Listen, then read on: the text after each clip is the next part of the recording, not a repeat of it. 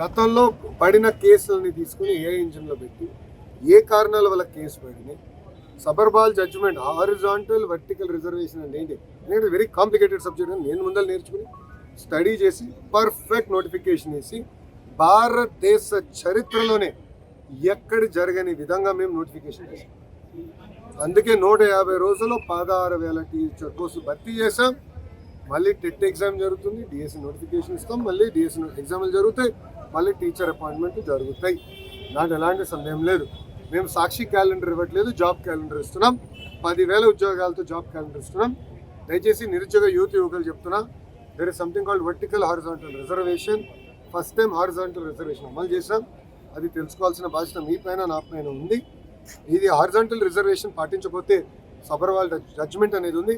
ఆ జడ్జిమెంట్ అడ్డంగా పెట్టుకుని ఈ వైకాపా పార్టీ మళ్ళీ కోర్టులో వేసి స్టే తీసుకొస్తారు. ఈ వైకాపా పార్టీకి చెందిన నాయకులే 240 కేసులు వేశారు స్వామి. 240 కేసులు వేశారు. దాంట్లో 43 కేసులు ఇప్పటికీ కోర్టు డిస్మిస్ చేసింది, మిగతా అంతా హియరింగ్ చేసింది. నేను పారదర్శకంగా నడిపించాం, మా డిపార్ట్మెంట్ పారదర్శకంగా నడిపించింది. నాకు ఎలాంటి సందేహం లేదు. ఫుల్ ప్రూఫ్గా చేశాం. అండ్ వాస్తవంగా మీరు చూస్తే 5 సంవత్సరాలు జగన్ అధికారంలో ఉన్నప్పుడు ఒక డిఎస్సీ చేయాల, గ్రూప్ 1 నోటిఫికేషన్ ఇవ్వాల, గ్రూప్ 2 నోటిఫికేషన్ ఇవ్వాల, జాబులు భర్తీ చేయలేదు. ఒక ప్రభుత్వ ఉద్యోగం కూడా భర్తీ చేయలేదు. ఆయన పెద్ద పెద్ద మాటలు చెప్తారు. అసలు ఇంకేం అర్థమవుతుంది స్వామి? ఒక డిఎస్సీ చేస్తే వర్టికల్ హారిజాంటల్ రిజర్వేషన్ అంటే ఆయనకు అర్థమవుతుంది.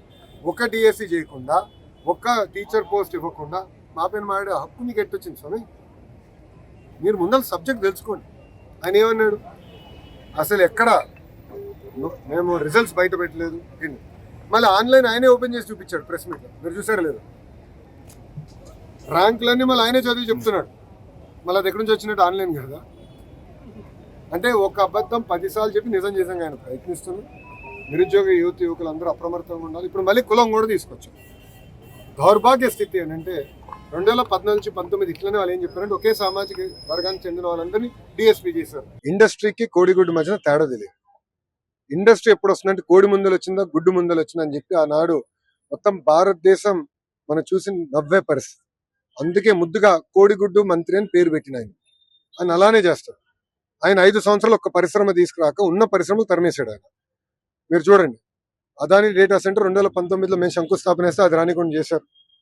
ఇంకో పక్కన ఫాక్స్కాన్ తరిమేశారు, ఫ్రాంక్లిన్ టెంపుల్టన్ తరిమేశారు, అమర్ రాజా బ్యాటరీని తెలంగాణ తరిమేశారు.